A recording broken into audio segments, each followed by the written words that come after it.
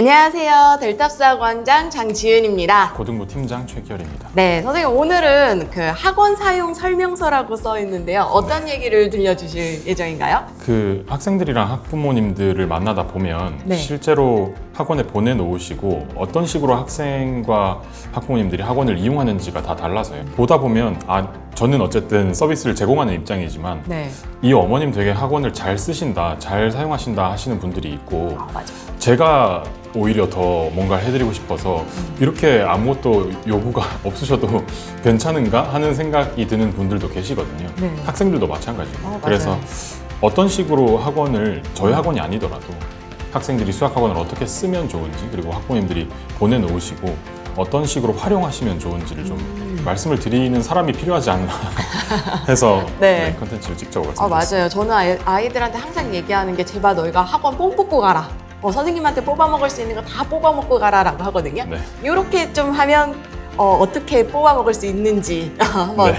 속 시원하게 얘기해 주시죠. 네, 일단 첫 번째. 네, 제가 되게 그 당시에는 별 생각 없었는데 그 학부모님이랑 한 학기 정도를 학생 같이 헤어하고 관리하면서 느낀 거였는데 지나고 보니까 제가 그 부모님이랑 되게 학생을 놓고 많은 걸 의논하고 적극적으로 같이 프로젝트 진행하는 회사원처럼 네. 진행을 했더라고요, 한 학기 동안. 그쵸. 그게 지나고 나서 저한테는 되게 좋은 기분이 남았고 되게 네. 큰 도움이 된 경험이었는데 네. 그 이후로 학부모님들한테 그런 걸 적극적으로 권장을 드리거든요. 선생님에 따라서 혹은 네. 학부모님들에 따라서는 너무 참견하는 게 아닌가를 오. 좀 걱정하실 수도 있는데요. 단순히 잘 모르는 걸 함부로 이렇게 저렇게 해달라고 요구하시는 게 아니고 학생이 요즘 이런 상태인데 이런 걸 어떻게 해결하면 좋겠냐, 그리고 말씀하신 학생의 문제점 중에 이런 게 집에서 관찰하기에는 이러한 문제점으로 이어지는 것 같은데 어떤 방안으로 해결을 하면 좋을까를 저랑 되게 적극적으로 많이 의논하셨거든요. 그러면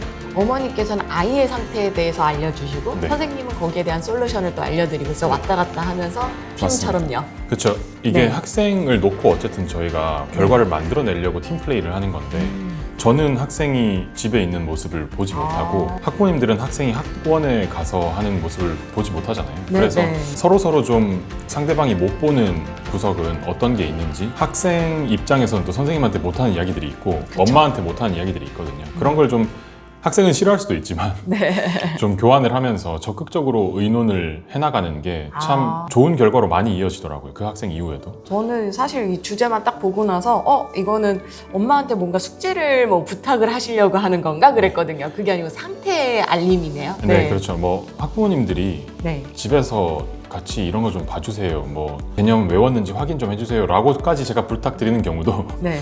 없진 않지만 네. 지금 말씀드리는 건 그런 거라기보다는 좀 더 학생 컨디션이나 뭐 정서적인 상태라던가 네. 요즘 공부하는 태도 같은 것들을 서로 정보를 교환을 하자는 말씀입니다. 네.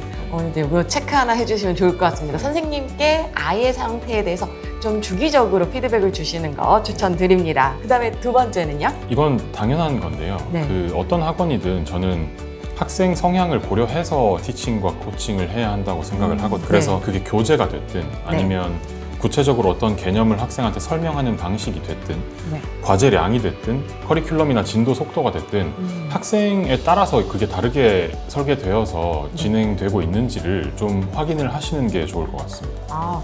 근데 그거를 어떻게 알죠? 엄마들이 봤을 때 이게 성향에 맞게 지도를 하네? 이걸 어떻게 느끼죠? 일단 수업 내용에 관련해서는요. 네. 학생이 피드백을 바로 할 거고요. 학원을 한 일주일, 2주일 정도 다녀보고 나서 학생이 네. 먼저 이야기를 하지 않으면 네. 물어보시는 게 좋습니다. 이전 학원이랑 설명하는 게 좀 다르니? 라거나 그게 학생이 꼭 집어서 뭐 이렇게 교수법을 전문적으로 연구하는 건 아니기 때문에 이 네. 선생님은 뭐 이렇게 가르치시고 저 선생님은 저런 교수법을 사용하셔 이렇게 얘기하진 않겠지만 좀 더 이해가 잘 되는 것 같다라거나 전에 설명 들었던 개념인데 이제 좀 알 것 같다라거나 하는 경우가 있는데 그게 단순히 한 번 더 들었으니까 이제 이해가 됐구나가 아니고 학생이랑 잘 맞는 거거든요. 그 네. 수업 스타일이. 그래서 그런 것도 수업 내적으로는 확인하실 수 있고요. 사실 외적으로 학생한테 주어지는 교재나 아니면 커리큘럼 같은 것들은 같이 다니는 다른 학생이 있으면 좀 친한 어머니가 계시다거나 하면 그 학생은 어떻게 나가고 있는지 그리고 다른 학생들이 어떻게 수업을 듣고 있는지 학생이 가서 보고 듣는 것들 같은 네. 정보를 좀 보시면 확인을 하시면 모두가 다 똑같은 걸 하는 건 아니구나. 네. 똑같이 고등학교 1학년 1학기 중간고사를 대비하는데 학생마다 지금 받고 있는 게 다르구나라는 걸 좀 직접 알아보셔야 됩니다. 그러면 딱 두 가지만 질문하면 되겠네요. 학원에서 이해가 잘 되니? 네, 네. 선생님 설명이 이해가 잘 되니? 그리고 옆에 친구들은 어떻게 공부해? 이 정도만 물어보면 딱 되겠네요. 그렇죠. 그리고 단순히 이게 뭐 학원을 이렇게 평가하시라. 그래서 선생님이 일주일 지나고 나서 빨리 좋은 선생님인지 아닌지 확인해서 갈아타시라라는 걸 말씀드리는 건 아니고요. 앞에서 말씀드린 것처럼 그런 정보 중에 뭔가 개선되어야 될 것 같은 게 있다면 이런 걸 이제 말씀해 주시면 됩니다. 학생이 선생님한테는 아직 어려워서 이해가 잘 안 돼도 이야기를 못하고 있는 것 같다라고 말씀을 해주시면 선생님 입장에서 다시 또 그게 선순환 구조로 피드백이 이루어지니까요. 그 다음에 이제 세 번째는 어떻게 될까요? 이게 저는 네. 그 수학에서 특히 제일 중요하다고 여기는 포인트인데요. 네. 관찰과 점검이 얼마나 잘 이루어지고 있는지를 보셔야 됩니다. 네. 이거 어떻게 확인할 수 있을까요? 그 수학 학원들이 워낙 양이 방대하고 진도가 바쁘다 보니까 특히나 또 이제 저는 고등부지만 중등부 같은 경우에는 선행 진도가 엄청 중요한 토픽이잖아요. 맞아요. 그래서 학원에서도 그렇고 어머님들도 그렇고 심지어 학생들 본인들도 엄청 속도에 집착을 하다 보면 나가는데 급급해서 얼마나 배운 게 잘 체화되고 있는지를 확인하지 않는 경우가 많거든요. 실제로 학원들 중에 좀 죄송한 동업자 윤리에 위배되는 죄송한 이야기지만 네. 그 클리닉 수업 같은 거를 조교들이 진행을 한다거나 하면 선생님이 얘기한 컨텐츠가 얼마나 학생한테 제대로 체화되어 있는지를 사실 가르치는 사람 본인이 아니면 확인하기 어렵거든요. 그래서 학생한테 얼마나 지금 지난 시간에 배웠던 거 그리고 지지난 시간에 학생이 어려워했던 거 이런 것들이 잘 입력이 되어 있는지를 지속적으로 점검하고 체크하는지 그게 이렇게 좀 빈틈이 있다고 발견이 됐을 때 얼마나 잘 즉각적으로 케어해 주는지를 좀 보셔야 됩니다. 그럼 또 엄마들이 이걸 또 어떻게 체크를 할 수 있을까요? 이게 점검이 제대로 잘 들어가는지 우리 아이 잘 관찰하고 있는지. 학생과 사이가 좀 좋으시다면 네. 학습지를 보시는 게 제일 좋고요. 교재나 학습지 교재가. 어떤 거 받아오고 있는지 그래서 진도를 학원에서 계속 문자로 이제 보내드릴 텐데 지난 시간에 예를 들어 이 단원을 나갔다 네. 도형의 방정식, 원의 방정식 파트를 나갔다 네. 근데 원의 방정식 파트랑 관련된 이후에 점검한 흔적이나 아니면 복습 자료 혹은 학생이 가지고 있는 빈틈을 채우기 위한 어떤 자료나 장치 같은 것들이 그 이후에 딱히 받아오는 게 없는 것 같다 하면 그건 사실 그냥 진도만 달리고 있는 거 그런 식으로 보실 수 있고 근데 사실 이게 학생이 고등학생 정도 되면 이 가방 검사 느낌이 나기 때문에 맞아요. 네. 좀 힘들 수 있거든요. 그럴 때는 그냥 물어보시면 됩니다. 학생이 지난 시간에 이걸 배웠다고 하는데 좀 어려웠다고들 하는 단원이 아니냐 근데 빈틈이 혹시 있진 않은지 라고 했을 때 의원에서 강사분들이 네. 뭐 어려운 단원이라서 두 번, 세 번 보고 있다, 체크하고 있다, 걱정하지 마시라 라고 이야기만 하시고 네. 별다른 어떤 게 실제로 이루어지고 있는지 그리고 맞습니다. 그 학생이 실제로 이 파트에서 이런 유형을 어려워해서 오늘 한 번 더 풀릴 예정입니다 라는 답변이 나오는지 안 나오는지를 좀 보셔야 됩니다. 저는 가장 간단한 건 테스트 결과 보시면 됩니다. 그러니까 테스트 결과가 처음엔 안 좋을 수 있죠. 근데 요걸 그냥 그러고선 다음 달은 넘어가면 뭐 어쩌라는 거지인데 사실 그 테스트 보고선 또 비슷한 테스트가 또 본다든지 아니면 오답 테스트 같은 거 결과가 보인다든지 하는 걸로 좀 체크해 보시는 것도 나쁘지 않겠다. 네. 그렇죠. 그러면 이제 네 번째, 어떻게 될까요? 요건 좀 더 수업 내적인 건데요. 네. 앞에서 말씀드렸듯이 학생 성향을 좀 고려하는 곳이 좋다고 말씀을 드렸는데 네. 어머님들이 학생 수준에 따라서 설명 방식을 좀 다르게 해달라고 요청을 하실 수는 없을 것 같고 네, 이건 저는 그 불가능이라고 생각합니다. 네. 학생이 좀 먼저 적극적으로 참여를 하는 게 좋습니다. 받는 설명이 사실 모든 학생들에게 다 똑같은 설명으로 주어지면 똑같은 개념이라도 만인에게 해당되는 가장 좋은 설명 방법이나 비법 같은 게 있는 건 아니거든요. 듣는 사람이 누군지에 따라서 그 사람한테 최적의 설명 방식, 그 사람한테 가장 좋은 스토리텔링이 있는 건데 듣기에 내가 좀 뻔하다. 그리고 학교에서 선생님이 되게 재미없게 지루하게 가르치시는 그 전형적인 개념 설명 방식이랑 똑같은 것 같다라는 느낌이 들면 자기한테 맞게 요구를 좀 하셔야 됩니다. 내가 이런 방식으로 들어도 이 설명이 사실 저한테 잘 안 와닿아요 라거나 저 선생님이 방금 말씀하신 요 부분은 사실 무슨 의미인지 잘 이해를 못 하겠어요 라거나 적극적으로 이야기를 해야 이 학생이 이런 게 안 돼 있으니까 좀 더 받아들이기 쉽게 설명을 하려면 네. 이렇게 설명을 해줘야겠다라는 게 좀 피드백이 되거든요. 아, 그래서 좀 적극적으로 강의 컨텐츠도 저는 강사에 건드리면 안 되는 뭐 예술 작품 같은 게 아니라고 생각하거든요.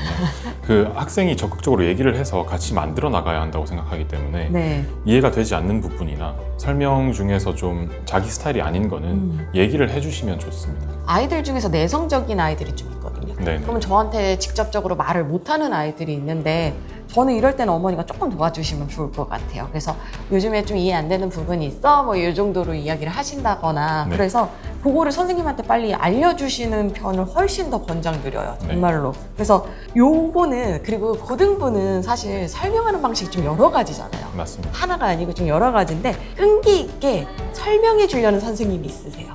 같은 설명을 여러 번 들려준다고 이해가 되는 건 사실 아니거든요. 네. 뭐 학생이 복습을 하지 않아서 기억력에 문제가 있어가지고 들었던 걸 까먹은 상태면 다시 얘기해주는 게 정답이겠지만 다시 얘기해주는 것보다 뭔가 못 알아먹어서 힘들어하고 있을 때는 다르게도 설명해 볼 수 있어야 하거든요. 그런 학원이 되도록 저희도 노력을 할 때는 학생이나 학부모님들 쪽에서도 그렇게 적극적으로 요구를 하시는 게 좋습니다. 아, 맞아요. 이것도 맞춰가야 되는 거기 때문에. 네. 그러면 5번째는 어떻게 될까요? 이게 좀 추상적이고 이상적인 얘기처럼 들릴 수 있는데요. 네. 다른 과목 공부에도 그리고 그냥 학생의 학습 라이프 전반에 좋은 영향을 끼칠 수 있는 학원을 찾으셔야 합니다. 저희 학원요. 저는 자신 있습니다. 진짜 저희 학원 다니면서 다른 과목 올랐다는 아이들 정말 많이 봤거든요. 이거 너무 학원 홍보 같나요? 네. 학원을 다니다 보면 네. 학생이 그 과목 공부를 되게 열심히 하고는 있는데 점점 사실 장기적으로 봤을 때 저희가 이번 중간고사 한 번 수학 보고 끝낼 게 아니고 네. 결국 전체 그림은 이제 학생이 좀 성장해서 수능까지 모든 과목이 잘 크는 게 목적이잖아요. 그런데 그쵸. 공부 자체에 좀 정이 떨어지게 만드는 학원들이 있거든요. 그래서 그런 학생의 동기부여나 아니면 정서적인 면에서 좀 도움이 되지 않는 학원들은 네. 선생님한테 좀 학생이 요즘 이런 걸 힘들어하고 있다. 그리고 애가 좀 점점 공부에 흥미나 열정, 열의를 잃어가고 있고 좀 번아웃이 오는 것 같다라고 미리 말씀을 해주셔야 학원에서도 페이스 조절을 좀 할 수 있고요. 선생님들이 다 워낙 목표지향적이시다 보니까 저희도 조절을 하려고 하지만 자기도 모르게 학생들을 이렇게 몰아붙이게 되거든요. 그래서 그런 게 조절이 될 수 있는 계기를 한 번쯤은 만들어 주시면 좋습니다. 저는 강사들은 좀 이렇게 변할 수도 있어야 된다 생각해서 또 수렴하고 네. 근데 여기서 제가 약간 알려드리고 싶은 거는 좀 성적이 좋지 않다면 이게 전 과목이 오르는 건 불가능하고요. 맞습니다. 네, 첫 번째는 일단 어떤 한 과목, 뭐 수학이면 수학, 영어면 영어 해가지고 그 과목만 올리는 경험을 먼저 시켜주셨으면 좋겠어요. 네. 그러면 이제 그 다음 시험이나 다다음 시험에서 다른 이거 이렇게 공부하면 되네라고 아이들이 느끼거든요. 그러면서 성적이 올라간다는 거. 네. 그 공부라는 게 이런 거구나라는 걸 좀 깨달을 수 있는 학원이어야 해요. 공부를 할 때 느끼는 성취감이란 이런 거고 어느 정도 결과를 만들어낼 때까지 이런 인고의 과정이 있구나 이런 걸 학생들이 단순히 그 과목 성적 잘 나왔다는 좋은 결과도 중요하지만 그런 깨달음 같은 걸 좀 무의식 중에 얻을 수 있는 학원이어야 좋다고 생각합니다. 아, 맞습니다. 그러면 이제 좀 정리를 해보자면 첫 번째는 함께 의논할 수 있는 곳, 네. 커리큘럼이나 과제. 그다음에 두 번째는 학생의 성향을 고려해서 지도하는 곳. 그다음에 세 번째, 관찰과 점검에 시간과 노력을 네. 들이는지 또 체크해 보시고, 네 번째, 듣는 학생의 수준에 따라서 설명 방식이 달리할 수 있는지, 그리고 다섯 번째, 다른 과목 공부에도 좋은 영향을 미치는지 체크하면 뽕을 뽑겠네요. 네, 맞습니다. 완벽합니다. 그러면 네, 오늘은 여기까지 하고요. 다음 시간에 또 뵙도록 하겠습니다. 감사합니다.